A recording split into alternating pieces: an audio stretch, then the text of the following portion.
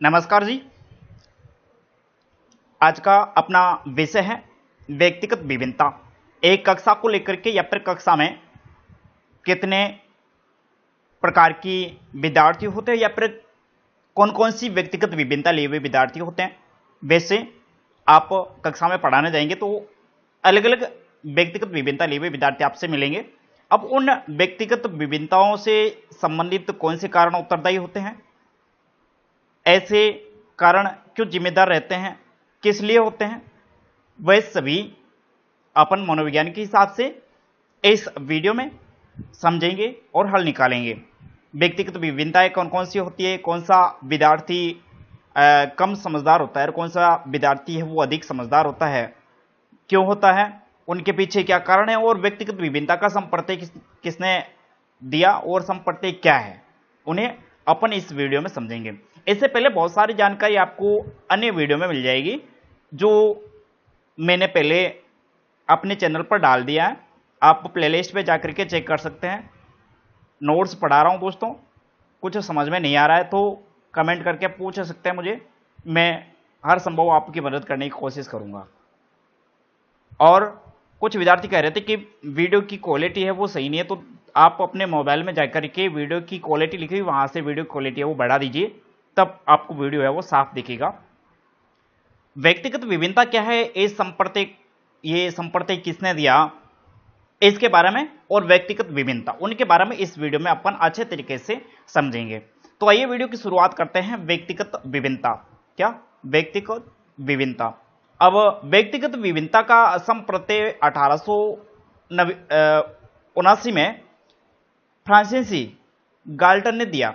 अब यह प्रश्न पूछा जाता है कि व्यक्तिगत विभिन्नता का जो संप्रत्यय है इनको किसने दिया, तो ये 1879 में फ्रांसीसी गाल्टन ने दिया। और इन्होंने भिन्नता को सार्वभौमिक बताते हुए, इन्होंने भिन्नता को क्या बताया, सार्वभौमिक बताया, और मनुष्यों में भी भिन्नता को बताया। इन्होंने सार्वभौमिक यानी सभी में भिन्नता पाई जाती है, शायद जानवर हो या फिर अन्य जीव जंतु, उनमें भी भिन्नता है वो पाई जाती है। और इन्होंने मनुष्यों में भी क्या बताई, भिन्नता बताई। इसी सिद्धांत के आधार पर कुछ विचारक सन 1880 से शिक्षा मनोविज्ञान की उत्पत्ति मानते हैं। और इस सिद्धांत के आधार पर कुछ विचारक है जो कि 1880 से शिक्षा मनोविज्ञान की क्या मानते हैं, उत्पत्ति मानते हैं। गाल्टन ने व्यक्तिगत विभिन्नता को दो प्रकार से बताया। गाल्टन महोदय ने व्यक्तिगत विभिन्नता को कितने प्रकार से बताया, दो प्रकार से। अब देखिए व्यक्तिगत विभिन्नता दो प्रकार से कैसे है, तो पहली है अंतर्वैयक्तिक और दूसरी है अंतरावैयक्तिक भिन्नता। लिख देना दोस्तों, साथ साथ में नोट्स बनाते जाइएगा। वैसे बड़े बड़े लिखे हुए आपको अच्छे तरीके से समझ में आ रहे होंगे, साथ साथ में बनाते जाइएगा क्योंकि एग्जाम से पहले रिवीजन में काम आएंगे। ठीक है, तो इन्होंने गाल्टन महोदय ने व्यक्तिगत विभिन्नता को कितने भागों में बांटा, दो भागों में। पहली अंतर्वैयक्तिक और दूसरी है वो अंतरावैयक्तिक भिन्नता। अब शिक्षा मनोविज्ञान में मुख्यतः अंतर्वैयक्तिक भिन्नता को मान्यता दी जाती है। शिक्षा मनोविज्ञान में जो अंतर्वैयक्तिक भिन्नता होती है उनको मान्यता दी जाती है और अंतरावैयक्तिक भिन्नता है उनको मान्यता नहीं दी जाती है। तो देखिए अंतर्वैयक्तिक भिन्नता के आधार पर व्यक्तिगत विभिन्नता के जो क्षेत्र है उनको अपन समझेंगे। व्यक्तिगत विभिन्नता के क्षेत्र कौन कौन से हैं, तो पहला क्षेत्र है देशीय आधार पर। कौन सा, देशीय आधार पर। उसके बाद में क्षेत्रीय आधार पर और शारीरिक गठन के आधार पर व्यक्तिगत विभिन्नता। व्यक्तिगत विभिन्नता के जो क्षेत्र है उनमें पहला आपने ले लिया देशीय, उसके बाद में क्षेत्रीय और उसके बाद में शारीरिक गठन के आधार पर व्यक्तिगत विभिन्नता। ठीक है, उसके बाद में बुद्धि के आधार पर, बुद्धि होती है उसके आधार पर, सामाजिक व सांस्कृतिक आधार पर और आर्थिक आधार पर, व्यवसाय के आधार पर, शिक्षा के आधार पर और कक्षा कक्ष के आधार पर, सामान्य व विशिष्ट बालक, इन जो कि कक्षा कक्ष के आधार पर होते हैं। ओके, आपको समझ में आ गया होगा। अब देखिए कक्षा कक्ष के आधार पर जो भिन्नता होती है, कक्षा कक्ष के जो समस्त बालक होते हैं उनको दो श्रेणियों में विभक्त किया गया है, पहला सामान्य और दूसरा विशिष्ट। वैसे ऊपर अपने तो पढ़ा व्यक्तिगत विभिन्नताओं के जो क्षेत्र थे उनको। अब देखिए अपना व्यक्तिगत विभिन्नता अपन ले रहे हैं एक शिक्षक के दायरे के हिसाब से, तो अपना कौन सा होगा, अपना कक्षा कक्ष वाला ही होगा और उन्हें अपन अध्ययन करेंगे। तो देखिए कक्षा कक्ष में दो प्रकार के विद्यार्थी आपसे रूबरू होंगे, एक तो सामान्य और एक होंगे विशिष्ट। अब सामान्य बालक कौन से होते हैं और विशिष्ट बालक कौन से होते हैं उसमें भी देख लीजिए। तो देखिए सामान्य बालक कक्षा के वे सभी बालक जिनकी रुचियां आदतें शैक्षिक उपलब्धि पढ़ने के प्रति दृष्टिकोण कार्य करने की गति इत्यादि सभी समान होते हैं सामान्य बालक कहलाते हैं। अब देखिए कक्षा के वे सभी बालक जिनकी रुचि है वो शैक्षिक उपलब्धि है और पढ़ने के प्रति दृष्टिकोण होता है उनका और कार्य करने की गति है वो भी पढ़ने के प्रति होती है और समान रूप से होती है, तो ये बालक कैसे होते हैं? सामान्य बालक होते हैं और सामान्य बालक कहलाते हैं। ये प्रश्न कई बार पूछा गया कि सामान्य बालक किसे कहते हैं, परिभाषा पूछ लेंगे या फिर कुछ 4 ऑप्शन दे देंगे, उनमें से एक का नेगेटिव या फिर एक का पॉजिटिव चयन करना होता है। उसके बाद में विशिष्ट बालक किसे कहते हैं, ये बहुत ही जरूरी है समझना आपके लिए, तो थोड़ा अच्छे तरीके से समझिएगा। वे बालक जो सामान्य बालकों से ऊपर या नीचे का प्रदर्शन करते हैं, वे बालक जो सामान्य बालकों से ऊपर का या फिर नीचे का प्रदर्शन करते हैं वे विशिष्ट बालक कहलाते हैं। क्या कहलाते हैं? विशिष्ट बालक कहलाते हैं। प्रत्येक विशिष्ट बालक समस्यात्मक होता है जिसके लिए अध्यापक को विशेष प्रबंधन करने होते हैं। प्रत्येक विशिष्ट बालक क्या होता है? समस्यात्मक बालक होता है और उसको अध्यापक को क्या करना होता है? उसके लिए विशेष प्रावधान करने होते हैं। अब देखिए सामान्य से ऊंचा यानी जो प्रतिभाशाली आप टैलेंट मान सकते हो वो भी बालक है, वो बार बार सामान्य बालकों को अपन शिक्षा देंगे, ठीक है। उनको शिक्षा देने के साथ साथ में उनके लिए जब सामान्य स्तर बच्चों को अपन पढ़ाएंगे तो उनके लिए नॉर्मल लगेगा और वो उनसे आगे के प्रश्न करेगा, वो भी एक अध्यापक के लिए क्या है? समस्या है। और सामान्य बालक से नीची बुद्धि लब्धि का छात्र है जिनको मान लिया कुछ आ नहीं रहा है, समझ नहीं रहा है, वो भी क्या है? उनको समझ में नहीं आ रहा, तो अध्यापक के लिए क्या है? समस्या है। तो इसके लिए भी अध्यापक को क्या करना होता है? विशेष प्रबंध करना होता है, उनके लिए अलग से रणनीति बनानी होती है। तो देखिए सामान्य बालक अपने पढ़ लिया, उसके बाद में विशिष्ट बालक। अब विशिष्ट बालक में कौन कौन से बालक शामिल होते हैं उनका अपन एक एक का वर्णन करके समझेंगे। तो इनमें पहला अपन लेते हैं प्रतिभाशाली बालक। कौन सा? प्रतिभाशाली बालक। प्रतिभाशाली बालक इनकी बुद्धि लब्धि, देखिए बुद्धि वाला टॉपिक अपन पढ़ेंगे तो उसमें बुद्धि लब्धि क्या है और बुद्धि लब्धि परीक्षण उनके बारे में अच्छे तरीके से समझेंगे, ठीक है। तो इनकी जो बुद्धि लब्धि होती है वो 140 से अधिक होती है। 140 से इनकी बुद्धि लब्धि है वो क्या होती है? अधिक होती है। ये प्रश्न कई बार पूछा गया। प्रतिभाशाली बालक होता है उनकी बुद्धि लब्धि है वो कितनी होती है? तो 140 से अधिक होती है, सीधा सा आंसर है। ओके, उसके बाद में देखिए क्रो ने इसकी बुद्धि लब्धि है वो 130 से अधिक मानी है। ये भी प्रश्न कई बार पूछा गया है कि क्रो ने प्रतिभाशाली बालक की बुद्धि लब्धि कितनी मानी है? तो कितनी है? 130 से अधिक मानी है। प्रतिभाशाली बालक 2 श्रेणियों के होते हैं। प्रतिभाशाली बालक कितने श्रेणियों के हो सकते हैं? 2 श्रेणियों के होते हैं। पहली श्रेणी कौन सी है? तो देखिए वे बालक जो शिक्षा में हमेशा उच्च प्रदर्शन करते हैं, शिक्षा में हमेशा क्या करते हैं? उच्च प्रदर्शन करते हैं, वे बालक होते हैं। और दूसरा वे बालक जो जीवन के किसी एक क्षेत्र में सर्वोत्तम प्रदर्शन करते हैं। अब देखिए दोनों श्रेणियां कौन कौन सी? पहली श्रेणी तो बताई थी कि शिक्षा में हमेशा उच्च प्रदर्शन करते हैं और दूसरी श्रेणी वो बताई थी कि जीवन के किसी क्षेत्र में सर्वोत्तम प्रदर्शन करते हैं। जैसे कि शिक्षा में प्रदर्शन न करके कोई अच्छा खिलाड़ी बन सकता है, कोई अच्छा गायक कलाकार बन सकता है, या फिर अन्य क्षेत्र में अपनी प्रतिभा बिखेरता है या फिर प्रतिभा का प्रदर्शन करता है, तो वो कौन सी श्रेणी में आएगा? दूसरी श्रेणी में आएगा। पहली श्रेणी में किसे लेते हैं अपन? पहली श्रेणी में शिक्षा के क्षेत्र में जो विद्यार्थी प्रदर्शन करता है अच्छा, उसे लेते हैं पहली श्रेणी में। और दूसरी श्रेणी में उन्हें लेते हैं जो हर क्षेत्र में, जिंदगी में किसी न किसी एक क्षेत्र में क्या करता है? विशेष प्रदर्शन करता है, सर्वोत्तम प्रदर्शन करता है, तो उसी की श्रेणी में लेंगे अपन, दूसरी श्रेणी में शामिल करेंगे। तो समझ में आ गया होगा। उसके बाद में देखिए प्रतिभाशाली बालक होता है उसे ईश्वरीय उपहार कहा जाता है।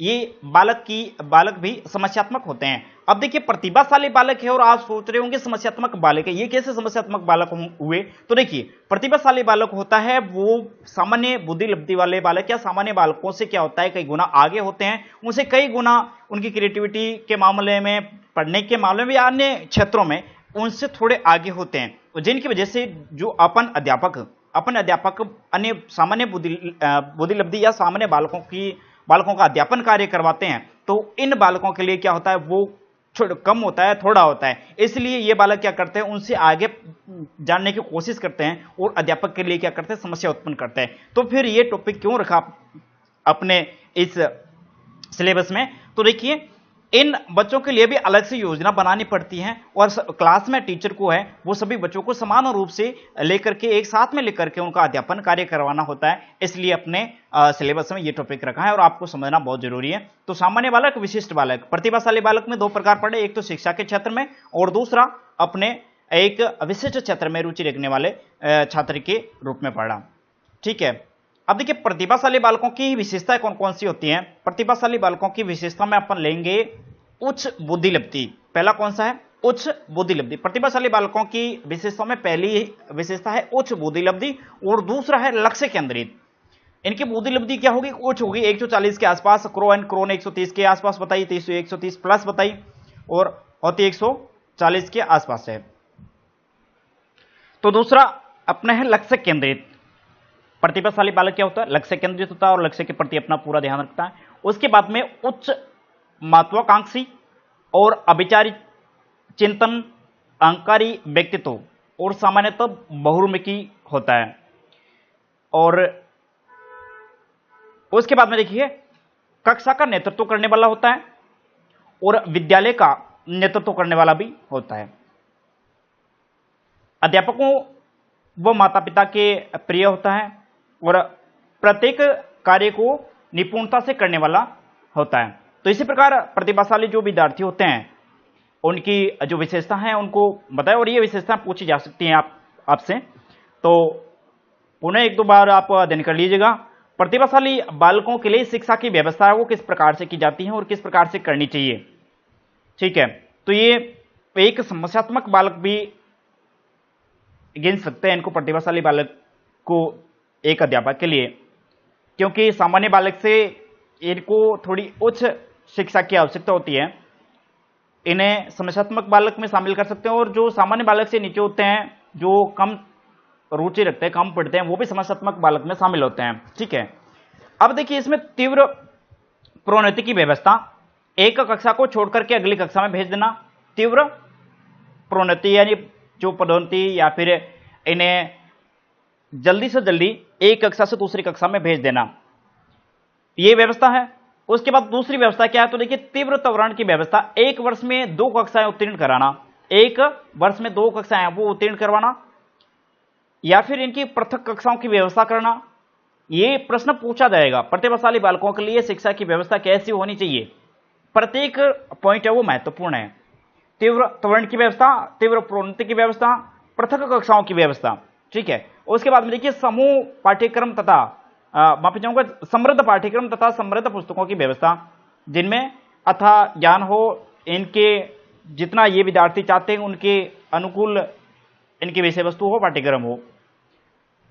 इन्हें अगली कक्षाओं की जो पुस्तकें होती है उन्हें प्रदान करना और इन्हें जिम्मेदारी के कार्य भी सौंपना। ठीक है, और इन्हें कमजोर विद्यार्थियों के साथ में बैठाना और उसके बाद में इनके अहंकार को प्रभावी न होने देना। इनके लिए कक्षा नेतृत्व या विद्यालय नेतृत्व के अवसर उपलब्ध करवाना और इन्हें लक्ष्य केंद्रित बनाए रखना। समय समय पर उचित निर्देशन व मार्गदर्शन देना। ये जो प्रतिभाशाली विद्यार्थी होते हैं उनके लिए जो शिक्षा व्यवस्था कैसे की जा सकती है उनके बारे में अपन ने पढ़ा। ठीक है, उसके बाद में सृजनात्मक बालक। सृजनात्मक बालक क्या है उसके बारे में, तो देखिए सृजनात्मक बालक पहले से विद्यमान वस्तु में कुछ जोड़कर या कुछ घटाकर किसी नवीन वस्तु का सर्जन कर लेना ही सृजनात्मकता है। सृजनात्मक इनका जो शाब्दिक अर्थ अपन ले लेते हैं क्रिएटिविटी, जो लैटिन शब्द है, केयर और टू मेक, कुछ बताना, जिनका अर्थ होता है। और सृजनात्मकता कहते हैं किसे है? तो पहले से विद्यमान जो वस्तु होती है उसमें कुछ जोड़कर या फिर कुछ घटाकर नवीन वस्तु का निर्माण करना या सर्जन करना क्या कहलाता है? सृजनात्मकता कहलाता है। और ये परिभाषा भी पूछी जा सकती है। ठीक है, उसके बाद में देखिए सृजनात्मक प्रदर्शित करने वाले बालक को ही सृजनशील कहा जाता है। सृजनात्मक प्रदर्शित करने वाले बालक को ही क्या कहा जाता है? सृजनशील कहा जाता है। सृजनात्मक चिंतन अपसारी होता है जो कि अनेक बार सामाजिक मान्यताओं के विरुद्ध चलता है। सृजनात्मक चिंतन कैसा होता है? अपचारी होता है, अपसारी होता है और ये हमेशा समाज की क्या चलता है? विरुद्ध है वो चलता है। सृजनात्मकता का प्रारंभ 7 वर्ष की आयु से माना जाता है। सृजनात्मकता का प्रारंभ कौन सी वर्ष की आयु से माना जाता है? 7 वर्ष की आयु से माना जाता है और जो कि 30 वर्ष की आयु तक सर्वाधिक होती है। इसके उपरांत इसमें कमी आने लगती है। सृजनात्मकता व बुद्धिलब्धि में देहली विधि का संबंध पाया जाता है, जिसके अनुसार 90 से 120 के मध्य सृजनात्मकता सर्वाधिक तथा इसके आगे व पीछे ये न्यून होती है। इसी आधार पर यह कहा जाता है कि प्रतिभाशाली बालक सृजनात्मक नहीं हो सकता, परंतु सृजनात्मक बालक वो प्रतिभाशाली हो सकता है। यह प्रश्न कई बार पूछा गया है कि क्या प्रतिभाशाली बालक है वो सृजनात्मक हो सकता है, लेकिन प्रतिभाशाली बालक वो सृजनात्मक नहीं हो सकता, और सृजनात्मक बालक है वो प्रतिभाशाली हो सकता है। अब सृजनात्मकता के मुख्य घटक कौन कौन से हैं? सृजनात्मकता के मुख्य घटक है वो कौन कौन से हैं? तो इसमें देखिए, पहला घटक है मौलिकता या नवीनता। मौलिकता या नवीनता जो कि सृजनात्मकता का प्रथम घटक माना गया है। इसमें देखिए, समाज द्वारा अमान्यता देना। अब समाज है वो इसे अमान्यता देता है, ठीक है। उसके बाद में धारा प्रवाहिता, मन ही मन विचार करना। आलोचशीलता, एक चीज से काम न होने पर दूसरी का प्रयोग करना, ये आलोचशीलता। और उसके बाद में विस्तारण, विस्तार से जानकारी प्राप्त करना। विस्तार से क्या प्राप्त करना? जानकारी प्राप्त करना। अब विस्तारण की स्थिति में ही बालक को सामाजिक मान्यता प्राप्त होती है। विस्तारण की स्थिति में बालक को क्या होती है? सामाजिक मान्यता है वो प्राप्त होती है। सृजनात्मकता के अनेक क्षेत्र है, जैसे कि विज्ञान, तकनीकी, कला, साहित्य, दैनिक जीवन से जुड़ी स्थितियां इत्यादि। ये प्रश्न पूछा जा सकता है, सृजनात्मकता से जुड़े हुए क्षेत्र कौन कौन से हैं? तो पहला कौन सा है? विज्ञान, उसके बाद में तकनीकी, और उसके बाद में साहित्य, दैनिक जीवन से जुड़ी हुई स्थितियां इत्यादि। सृजनात्मकता के मापन में बाकर, मेहंदी, पासी तथा टोरेंस के नाम मुख्य रूप से आगे आते हैं। और उसके बाद में सृजनशील बालक की विशेषता क्या है, सृजनशील बालक कैसे होते हैं, उनकी किस प्रकार से अपन पहचान करेंगे। तो ये सामान्य बुद्धि लब्धि के विद्यार्थी होते हैं और अपचारी चिंतन के होते हैं, और समाज तथा विद्यालय में अवहेलना के शिकार होते हैं, और सामान्यतः अंतर्मुखी होते हैं, जिज्ञासा प्रवृत्ति होती है, और शिक्षा में सामान्य प्रदर्शन करते हैं, अव्यवस्थित होते हैं, और कक्षा में पीछे बैठने वाले होते हैं। कक्षा में पीछे बैठने वाले होते हैं, और समूह में भी खुलकर अपनी बात न कहने वाले और हीन भावना के शिकार होते हैं। अब सृजनशील या सृजनात्मक बालक होते हैं, उनके लिए शिक्षा व्यवस्था कैसे की जा सकती है? जिस प्रकार से अपन ने पढ़ा था कि प्रतिभाशाली बालक होते हैं उनके लिए अलग से शिक्षा व्यवस्था की जानी चाहिए, तो और सृजनशील बालक होते हैं उनके लिए शिक्षा कैसे की जानी चाहिए? तो देखिए, इनके विचारों को कक्षा में मान्यता देनी चाहिए, और इन्हें धैर्यपूर्वक सुनना चाहिए। कक्षा में मान्यता देनी चाहिए, इनके विचार है उनको, और इनको धैर्यपूर्वक है वो सुनना चाहिए। और विद्यालय में सृजनात्मकता से जुड़ी हुई जो पत्रिका है या फिर पुस्तकें हैं उन्हें मंगवाना चाहिए, और इन्हें उपलब्ध है वो करवानी चाहिए। विद्यालय में विज्ञान मेले, SUPW कैंप या प्रदर्शनियों का इत्यादि का आयोजन करना चाहिए। इन्हें लक्ष्य केंद्रित बनाए रखना चाहिए, इन्हें उचित निर्देशन व मार्गदर्शन देना चाहिए। विद्यालय की ओर से इनके लिए वित्तीय प्रबंध करना चाहिए, और हीन भावना का शिकार होने से इनको क्या करना चाहिए? बचाना चाहिए। ये थी सृजनशील बालक की विशेषता, और इनकी सृजनशील बालकों की विद्यालय में शिक्षा व्यवस्था किस प्रकार से की जा सकती है उनके बारे में, ठीक है। उसके बारे में पढ़ लिया अपने प्रतिभाशाली बालक और सृजनशील बालक। अब आता है विशिष्ट बालक में पिछड़े बालक। कौन से आते हैं? पिछड़े बालक। ये बालक होते हैं मंदबुद्धि बालकों के लिए गठित संस्था के द्वारा मंदबुद्धि तथा पिछड़े बालकों में अंतर किया गया।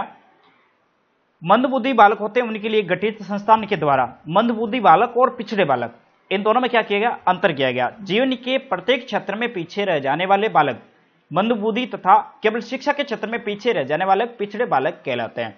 अब देखिए, मंदबुद्धि बालक और पिछड़े बालक, इन दोनों में रात दिन का अंतर है। मंदबुद्धि बालक की एक गठित संस्था थी, उन संस्था के द्वारा पिछड़े बालकों और मंदबुद्धि बालकों के मध्य क्या किया गया? अध्ययन किया गया, और फिर पाया गया कि हर क्षेत्र में पीछे रहने वाले विद्यार्थी होते हैं, छात्र होते हैं, वो क्या होते हैं? मंदबुद्धि होते हैं। केवल शिक्षा के क्षेत्र में पीछे रहने वाले बालक क्या होते हैं? पिछड़े बालक होते हैं। और इनमें भी अंतर पूछा गया, पिछड़ा बालक या फिर मंदबुद्धि बालक में अंतर, मुख्य अंतर क्या है, यह भी पूछा जा सकता है। तो मंदबुद्धि बालक और पिछड़ा बालक ये दोनों अलग अलग होते हैं, ध्यान रखना, ठीक है। अब देखिए, बर्ट ने पिछड़े बालकों की बुद्धि लब्धि 85 से कम मानी है। पिछड़े बालक होते हैं उनकी बुद्धि लब्धि है वो 85 से कम मानी है, परंतु वर्तमान समय में यह माना जाता है कि प्रतिभाशाली बालक भी पिछड़ा हो सकता है। प्रतिभाशाली बालक भी पिछड़ा हो सकता है। पहले उनकी बुद्धि लब्धि उच्च है, मान लिया परीक्षा से पहले शिक्षा के क्षेत्र में इनकी जो विद्यार्थी पिछड़ जाता है उसे पिछड़ा बालक माना जाता है। परीक्षा से पहले मान लिया कि विद्यार्थी प्रतिभाशाली विद्यार्थी है, उसके घर पे कोई काम हो गया और फिर उसका जो रिजल्ट है वो कम आएगा, तो वो कौन सी श्रेणी में माना जाएगा? वो पिछड़े बालक की श्रेणी में माना जाएगा। यानी शिक्षा के क्षेत्र में रिजल्ट कम आना, उसका इनको कौन सी श्रेणी में ले जाएगा? पिछड़े बालक की श्रेणी में ले जाएगा, न कि मंदबुद्धि की श्रेणी में। ठीक है। पिछड़े बालक दो तरह के होते हैं। पिछड़े बालक कितने तरह के होते हैं? दो तरह के। एक होता है सामान्य पिछड़ा बालक और एक होता है सामान्य पिछड़ा, जिसमें देखिए प्रत्येक विषय में पीछे रह जाना, प्रत्येक विषय में पीछे रह जाना सामान्य पिछड़ापन कहलाता है। और एक होता है विशिष्ट, एक होता है विशिष्ट, जो केवल एक या दो विषयों में पीछे रह जाना विशिष्ट पिछड़ापन कहलाता है। तो विशिष्ट बालक जो कि केवल एक या दो विषयों में पीछे रह जाते हैं, तो वो कौन सी श्रेणी में आते हैं? विशिष्ट पिछड़ापन की श्रेणी में आते हैं। अब इनकी जो शिक्षा व्यवस्था है वो किस प्रकार से करेंगे? तो देखिए, निदान व उपचार की व्यवस्था करना। पहले देखिए इनकी जो पिछड़ापन का कारण है उनको जानेंगे, उसके बाद में इनका क्या करेंगे? उपचारात्मक विधि अपनाएंगे, निदानात्मक परीक्षण और उसके बाद में उपचारात्मक शिक्षण। ये भी पूछा जा सकता है, निदानात्मक परीक्षण और उपचारात्मक शिक्षण क्या है, इसके बारे में। ठीक है। उसके बाद में अतिरिक्त कक्षाओं की व्यवस्था, अतिरिक्त कक्षाओं की व्यवस्था और विषय के प्रतिभाशाली विद्यार्थियों के पास इनको क्या करना? बिठाना। तो चौथा ऑप्शन है अपने विषय की सरलतम पुस्तकों की व्यवस्था करना। विषय की जो सरलतम पुस्तकें होती है उनकी इन विद्यार्थियों के लिए व्यवस्था करवाना। ठीक है। उसके बाद में अभ्यास कार्य पर बल देना, अभ्यास कार्य पर क्या देना? बल देना। और कक्षा में अतिरिक्त ध्यान देना और हीन भावना का शिकार होने से इनको बचाना। ये इनकी जो शिक्षा व्यवस्था है उन पर जो ध्यान दिए जाने योग्य बातें हैं, या फिर इनकी शिक्षा व्यवस्था किस प्रकार से की जा सकती है उनके बारे में ये जानकारी या फिर ये बातें आपको ध्यान रखनी होगी। ठीक है। उसके बाद में अगला है मंदबुद्धि बालक। वैसे अपने पिछड़े बालक और मंदबुद्धि बालक में ऊपर पढ़ लिया था कि पिछड़ा बालक कैसा होता है और मंदबुद्धि बालक कैसा होता है। मंदबुद्धि बालक में देखिए 2007 से मंदबुद्धि बालकों को बौद्धिक अक्षमय बालक कहा जाता है। 2007 से बौद्धिक अक्षमय बालक है वो कहा जाता है। ठीक है। ये सन पूछा जा सकता है कि कब से कहा जाता है? 2007 से। प्रत्येक मंदबुद्धि बालक पिछड़ा होता है, प्रत्येक मंदबुद्धि बालक क्या होता है? पिछड़ा होता है। लेकिन प्रत्येक पिछड़ा बालक है वो परंतु जरूरी नहीं है कि प्रत्येक पिछड़ा बालक को वो मंदबुद्धि हो। ये क्वेश्चन बहुत ही महत्वपूर्ण है। कौन सा? ये वाला। इसमें ये बताया गया है कि प्रत्येक मंदबुद्धि बालक है वो क्या हो सकता है? प्रत्येक मंदबुद्धि बालक है वो पिछड़ा होता है, ये गारंटी है। प्रत्येक मंदबुद्धि बालक कैसा होता है? पिछड़ा होता है। लेकिन प्रत्येक पिछड़ा बालक है वो मंदबुद्धि हो, ये कोई गारंटी नहीं है। ठीक है। उसके बाद में देखिए, जीवन के प्रत्येक क्षेत्र में सामान्य बालकों से पीछे रह जाना बौद्धिक अक्षमता कहलाता है। बौद्धिक अक्षमता किसे कहते हैं? अक्षमता किसे कहते हैं? तो देखिए, जीवन के प्रत्येक क्षेत्र में सामान्य बालकों से पीछे रह जाना क्या कहलाता है? बौद्धिक अक्षमता कहलाता है। ठीक है। उसके बाद में क्रो ने 70 से कम बुद्धि लब्धि वाले बालकों को मंदबुद्धि बालक माना है। कितनी बुद्धि लब्धि? 70 से कम। बुद्धि लब्धि वाला भी प्रश्न पूछा जा सकता है कि 70 से कम बुद्धि लब्धि वाले बालकों को किसमें माना है? मंदबुद्धि बालक में माना है। मंदबुद्धि बालकों की संस्था के द्वारा इनकी 4 श्रेणियां बताई गई है। मंदबुद्धि बालकों की जो संस्था है उनके द्वारा इनकी कितनी श्रेणियां बताई गई है? 4 श्रेणियां बताई गई है। तो देखिए, पहली श्रेणी है सामान्य या सौम्य मंदबुद्धि बालक। सामान्य या फिर सौम्य मंदबुद्धि बालक जिनकी बुद्धि लब्धि होती है 69 से 50 के मध्य, ये स्वयं से जुड़े प्रत्येक कार्य को कर लेते हैं। देखिए, सामान्य बुद्धि लब्धि वाले बालक होते हैं, सामान्य मंदबुद्धि लब्धि वाले बालक होते हैं, ये प्रत्येक कार्य जो स्वयं से जुड़े होते हैं उनको कर लेते हैं। और ये विद्यालय में शिक्षा प्राप्ति के लिए भी आते हैं और थोड़ा बहुत लिखना पढ़ना सीख सकते हैं, परंतु गणितीय गणनाएं नहीं कर सकते, जीवोपार्जन भी कर सकते हैं। ठीक है। ये है सामान्य बुद्धि लब्धि वाले बालक। उसके बाद में अल्प मंदबुद्धि लब्धि वाले बालक। सामान्य मंदबुद्धि लब्धि वाले बालक जिनकी 69 से 50 के मध्य बुद्धि लब्धि थी, और अल्प मंदबुद्धि बालक की बुद्धि लब्धि है वो 50 से 39 के मध्य है। ठीक है। ये थोड़ा ध्यान रखना। मंदबुद्धि बालक प्रश्न पूछा जा सकता है कि अल्प मंदबुद्धि बालक की बुद्धि लब्धि है वो कितनी होती है। ठीक है। तो इनकी है 49 से 39 के मध्य, और सामान्य मंदबुद्धि बालक की बुद्धि लब्धि है वो 69 से 50 के मध्य। ठीक है। अब देखिए, बालक जो अल्पमंद बुद्धि वाला बालक होता है वो स्वयं से जुड़े हुए दैनिक कार्य वो कर सकते हैं, परंतु विशेष कार्य में सहायता की आवश्यकता होती है। इसमें भाषा विकास भी उचित नहीं होता, भाषा विकास है वो इनमें उचित तरीके से है वो नहीं हो पाता।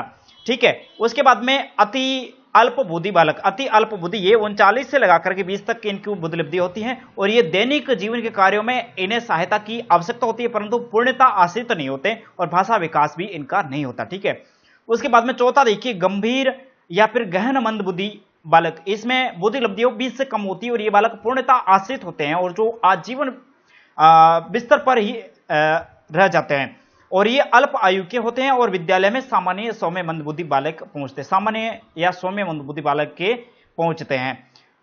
मंद बुद्धि बालकों की विशेषता क्या होती है और ये किस प्रकार से इनकी पहचान अपन कर सकते हैं, तो देखिए पहली विशेषता अपनी है कम बुद्धि लब्धि। बुद्धि लब्धि परीक्षण करेंगे तो उसमें पता लग जाएगा कि बुद्धि लब्धि है वो काम है, और बुद्धि लब्धि वाला टॉपिक अपन पढ़ेंगे तो उसमें समझ लेंगे कि बुद्धि लब्धि परीक्षण है वो कैसे किया जाता है। ठीक है, उसके बाद में शीघ्र उत्तेजित होने वाले और भयग्रसित होने वाले बालक और किसी पर विश्वास न करने वाले बालक। ठीक है, और प्रत्येक कार्य को बेहद धीरे धीरे सीखने वाले बालक और विद्यालय में समूह न बना पाने वाले बालक और एकांत प्रिय रहने वाले विद्यार्थी और सामान्यतः अंतर्मुखी बालक, आक्रामक चिंतित और बेचैन व्यवहार करने वाले और जिद्दी, ये बालक किसमें आएंगे, मंद बुद्धि लब्धि वाले विद्यार्थियों में शामिल होंगे। अब देखिए मंद बुद्धि विद्यार्थी है, इनकी शिक्षा व्यवस्था अपन कैसे करेंगे विद्यालय में, क्योंकि विद्यालय में प्रत्येक प्रकार के बुद्धि लब्धि वाले बच्चे हैं वो अपने कक्षा में आपको मिलेंगे, तो उनकी शिक्षा व्यवस्था वो कैसे करेंगे आप, इससे संबंधित भी प्रश्न आपसे पूछे जाएंगे। तो देखिए पहला टॉपिक आपका है पृथक कक्षाओं की व्यवस्था करना, इन लोगों के लिए अलग से कक्षाओं की व्यवस्था करना, विशेष प्रशिक्षित अध्यापकों द्वारा शिक्षण और इन्हें हीन भावना का शिकार होने से बचाना, इनके साथ धैर्यशील और सहनशील बने रहना और इन्हें खेल खेल में सिखाना, और इन्हें समूह बनाने को प्रेरित करना और हस्तशिल्प की शिक्षा देना, समूह बनाने के लिए क्या करना, प्रेरित करना और हस्तशिल्प की क्या करना, शिक्षा देना और इन्हें विश्वास में लेते हुए सिखाना। अब किसी कार्य को शीघ्र करने का दबाव न बनाना और प्रेम व स्नेह का व्यवहार करना। ठीक है, और उसके बाद में देखिए अगला आता है बाल अपराधी बालक। बाल अपराधी बालक ये भी विशिष्ट बालक में गिने जाते हैं। तो बाल अपराधी या फिर विधि विवादित किशोर बालक, इनकी विशेषता और इनके बारे में अपन पढ़ेंगे। तो देखिए भारत में 18 वर्ष से कम आयु के अपराधी बालकों को क्या कहते हैं, बाल अपराधी बालक कहा जाता है और इनके लिए जुवेनाइल एक्ट के तहत कार्यवाही का प्रावधान है और वर्तमान समय में इस एक्ट में संशोधन का प्रयास है वो जारी है। तो विद्यालय में भी बाल अपराधी बालक है वो मौजूद होते हैं, विद्यालय में भी बाल अपराधी बालक है वो मौजूद होते हैं। और बाल अपराधी की जो विशेषता है वो क्या क्या है, किस प्रकार से आप इन बाल अपराधी बालों को पहचान सकेंगे, तो देखिए इनकी बुद्धि लब्धि है वो तीव्र बुद्धि लब्धि होती है और ये आयताकार शारीरिक संरचना होती है और सामान्यतः ये बहुमुखी होते हैं और लक्ष्य केंद्रित होते हैं और किसी से भी न डरने वाले होते हैं और बातों से न घबराने वाले होते हैं और अध्यापक व बड़े व्यक्तियों का अपमान, अवहेलना तथा मजाक उड़ाने वाले ये होते हैं। तो ये कैसे होते हैं, बाल अपराधी बालक होते हैं और छोटे विद्यार्थियों को तंग करने वाले होते हैं और विद्यालय संपत्ति को नुकसान पहुंचाने वाले भी ये होते हैं और कक्षा से भाग जाने वाले होते हैं और निम्न शैक्षिक उपलब्धि रखने वाले ये होते हैं। ठीक है, और मादक पदार्थों का सेवन करने वाले ये बाल अपराधी बालक होते हैं और चोरी करने, झूठ बोलने और शारीरिक, आर्थिक व सामाजिक स्थिति किसी भी पक्ष से हीन भावना के ये शिकार होते हैं। तो इन लोगों की जो शिक्षा व्यवस्था है वो कैसे की जा सकती है, तो देखिए शिक्षा व्यवस्था में इनके द्वारा किए गए किसी भी अच्छे कार्य की सामूहिक प्रशंसा करना है, इनके द्वारा जो कोई भी कार्य किया गया है उनकी सामूहिक रूप से क्या करनी, इनकी प्रशंसा करनी और इन्हें जिम्मेदारी के कार्य सौंपना, इन्हें जिम्मेदारी के क्या है कार्य है वो सौंपना और इनके साथ स्नेह पूर्वक व्यवहार करना और इन्हें कक्षा से जुड़ी महत्वपूर्ण स्थितियों में शामिल करना, गंभीर स्थिति होने पर प्राचार्य, परिवार या पुलिस को क्या करना, सूचित करना। अधिगम निर्योग्य बालक, अधिगम निर्योग्य बालक में देखिए अधिगम निर्योग्य या फिर अधिगम अक्षमय बालक भी इन्हें कहा जाता है। तो देखिए अधिगम में होने वाली कठिनाई जिसका प्रभाव बालक के लिखने पर भी पड़ता है और इसे अधिगम निर्योग्यता कहा जाता है। अधिगम निर्योग्यता किसे कहते हैं, तो अधिगम में होने वाली कठिनाई जिसका प्रभाव बालक के लिखने या फिर पढ़ने पर भी पड़ता है और इसे अधिगम निर्योग्यता भी कहा जाता है। और ये समस्त स्थितियों में गंभीर मानसिक रोग नहीं होती, केवल मात्र अभ्यास से इन्हें दूर किया जा सकता है। अभ्यास से अधिगम निर्योग्यता को क्या किया जा सकता है, दूर किया जा सकता है। अब अधिगम निर्योग्यता से संबंधित ये कुछ यहाँ जानकारी शब्द दे रखे हैं, इनका अर्थ क्या है, इनसे संबंधित भी प्रश्न रीट 2016 जो हमारे वाली भर्ती उसमें भी पूछा गया था और बाकी अन्य भर्तियों में या फिर अन्य टीचर एग्जाम में भी पूछे गए हैं, सीटेट में भी क्वेश्चन पूछे गए, अन्य राज्यों के टेट में भी प्रश्न है वो पूछे गए हैं। तो इन्हें देख लीजिएगा आप। डिसएलेक्सिया किसे कहते हैं? डिसलेक्सिया, इसमें पढ़ने की जो अक्षमता होती है वो शामिल होती है। डिस्ग्राफिया में लिखने की अक्षमता होती है, और डिस्प्रैक्सिया इसमें पढ़ने व लिखने की अक्षमता होती है। डिसकैलकुलिया यानी ये गणितीय संबंधी अक्षमता होती है, और एप्राक्सिया ये ध्यान न दे पाना, और एफिसिया यानी भाषाई विकार। ये इस तरफ ये इन विकारों का नाम दे रखा है और कौन कौन से विकारों से संबंधित है ये है, तो आगे इनके बारे में वर्णन दे रखा है। ठीक है, निदान व उपचार की व्यवस्था करना। अब इन लोगों की शिक्षा व्यवस्था इन लोगों को कैसे करेंगे? तो सर्वप्रथम क्या करेंगे? निदानात्मक परीक्षण करेंगे, और उसके बाद में उपचारात्मक क्या करेंगे? शिक्षण करेंगे। इनकी व्यवस्था करना। निदानात्मक परीक्षण और उपचारात्मक शिक्षण, पहले भी मैंने आपको बताया था कि ये निदानात्मक परीक्षण और उपचारात्मक शिक्षण एक डॉक्टर की तरह कार्य करता है। इसमें डॉक्टर जिस प्रकार से पहले मरीज को चेक करता है, उसी प्रकार अध्यापक भी। प्रश्न ऐसे पूछा जा सकता है कि डॉक्टर और अध्यापक है वो दोनों ही एक ही है और एक समान से हैं। जिस प्रकार से अध्यापक डॉक्टर है वो पहले मरीज को चेक करता है, उसी प्रकार अध्यापक है वो अपने जो स्टूडेंट होते हैं उनको क्या करता है? चेक करता है, यानी निदान करता है। निदानात्मक क्या करता है? परीक्षण करता है, और उसके बाद में जिस प्रकार से इसमें लगता है कि कौन सी बुद्धिलब्धि का बालक है या फिर कौन सी श्रेणी का बालक है, फिर उनके अनुसार कौन सी शिक्षा व्यवस्था इनके लिए लगाई जा सकती है या फिर की जा सकती है। जैसे कि अपने प्रत्येक विद्यार्थी के अलग अलग शिक्षा व्यवस्था के बारे में पढ़ा था कि इस बुद्धिलब्धि के बालक के लिए यह व्यवस्था करनी चाहिए। तो पहले निदानात्मक परीक्षण होता है और उसके बाद में उपचारात्मक शिक्षण होता है। तो उपचारात्मक शिक्षण में ये शिक्षण व्यवस्था है वो अपनाई जाती है उन विद्यार्थी के लिए। तो उपचारात्मक शिक्षण की व्यवस्था है करना, और प्रश्न पूछा भी जा सकता है डॉक्टर और शिक्षक से संबंधित। ठीक है, इन्हें विशेष अभ्यास कार्य करवाना। इन्हें विशेष अभ्यास कार्य है वो करवाना, और श्यामपट्ट पर बड़े अक्षरों व आकार में लिखना। श्यामपट्ट पर क्या बड़े अक्षर और आकार हैं उनमें लिखना, और श्यामपट्ट पर विभिन्न रंगों की चौक का प्रयोग करना। श्यामपट्ट पर विभिन्न रंगों की चौक है उसका प्रयोग करना, और इन्हीं भावना का शिकार होने से बचाना। प्रेम व स्नेह से इसके क्या करना? सुधार लाना। तो इसी प्रकार आज का अपना ये वीडियो था व्यक्तिगत विभिन्नताओं पे। जैसे कि आपने समझ लिया होगा कि व्यक्तिगत विभिन्नता है वो किस प्रकार से अपने कक्षा में, किस प्रकार से बच्चों में कितने प्रकार की होती हैं। विशिष्ट बालक क्या है, पिछड़ा बालक क्या है, मंदबुद्धि बालक क्या है, उनमें पिछड़ा बालक क्या है। तो उन सभी की जानकारी अपने पढ़ी, और हो सकता है आपको कुछ समझ में नहीं आया तो आप वीडियो थोड़ा पुनः देख लीजिएगा। और साथ साथ में मेरी एक सलाह है कि आप वीडियो के जो भी पार्ट है उसका थोड़ा सा नोट्स बना दीजिएगा। और वीडियो एंड तक कितने विद्यार्थियों ने देखा है आप कमेंट बॉक्स में अपना कमेंट जरूर कीजिए। ये बताइए कि सर मैंने वीडियो एंड तक देखा है। ठीक है, धन्यवाद दोस्तों, अगले वीडियो में मिलते हैं।